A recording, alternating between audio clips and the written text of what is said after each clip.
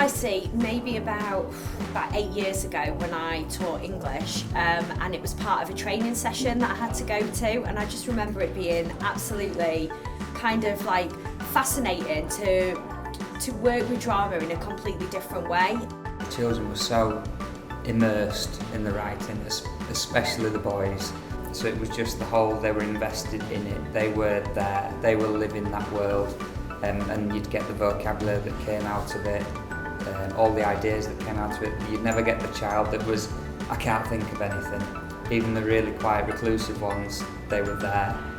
There were so many times where after an imaginary community session there'd be children coming to me with their own designs of flags that they'd done that night at home. Like, that's a child that is not just engaged, they're invested in their learning. Once you've got that, you can then start building on all the different attainment objectives that you've got to hit on, because they have a love for the writing that they're doing.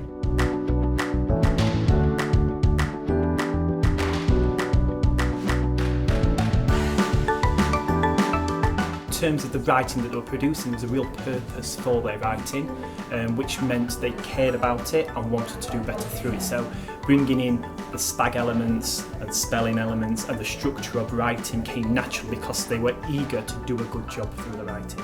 You will have an immediate purpose for writing, and that immediately gets the child more engaged because it's important and it means something. I still continue to use imaginary communities even to this day, seeing it as a way in for reluctant writers in particular. But I've done it for all sorts. We've done it for history topics, science topics.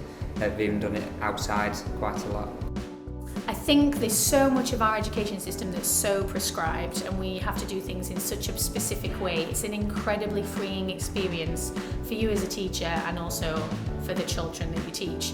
Not only that, but to see a genuine love of learning and a love of that knowledge that's being acquired is really addictive, and you want to do it more the more you see how the children engage with it. It's brilliant because you've got constant help and support. That's how I felt. And it's the best CPD. It's far better than going and having a day. You haven't got to remember everything, you can ask questions, and things can naturally evolve. I think the difference with imaginary communities to other CPDs, I feel it's very freeing and very open to take on my ideas of how I want to develop it and also how the children want to develop it. So it's not a structured set way of doing writing.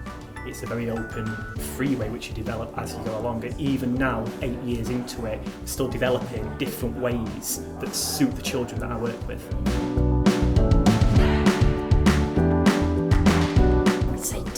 I'd say do it. Go and do it and join up, because it is absolutely fantastic.